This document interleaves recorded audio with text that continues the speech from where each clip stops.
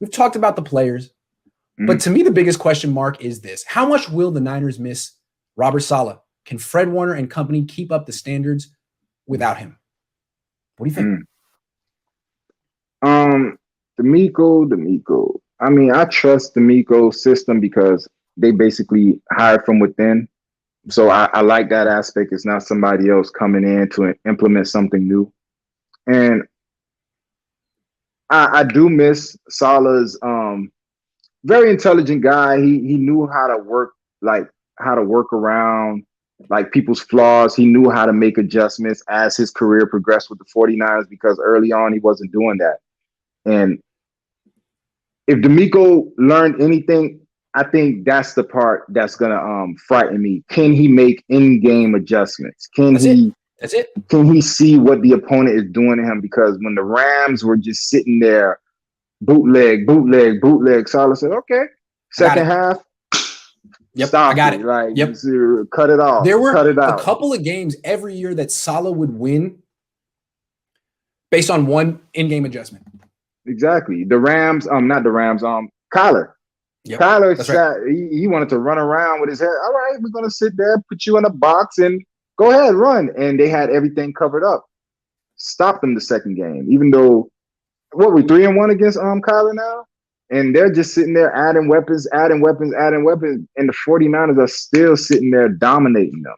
And I'm with you, like they're gonna get that coach fired. They got Jared Goff fired. Mm-hmm. They're gonna get Kingsbury fired and gone. Yeah, so absolutely. Look, the one thing I don't expect Demko Ryans to be making many in-game adjustments that win games for the 49ers. I also wonder how many games the Niners are going to lose because of an in-game adjustment he didn't make. You know what I'm saying? But the other thing is, look, it's a veteran defense with a bunch of leaders. So what they're not going to ask him to do, like basically they're going to say, Fred, that's your defense. Verrett, Bosa, that's your defense. Demko, it ain't broke, don't fix it.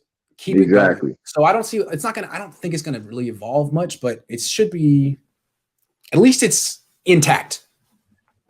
Based off the corners that you've seen they get, do you think they go a little bit more man? And I know there's a guy, I think his name Jose, he's been screaming the 3-4 front a bit more this year. Do you think it fluctuates based off the two linebackers they brought in? Well, Ebukam has played his entire career in a 3-4 front. Right? And then James, so he was constantly outside linebacker in the 3-4 front. James Betcher, who is now like the senior defensive assistant, was coached under Bowles, is a 3-4 guy.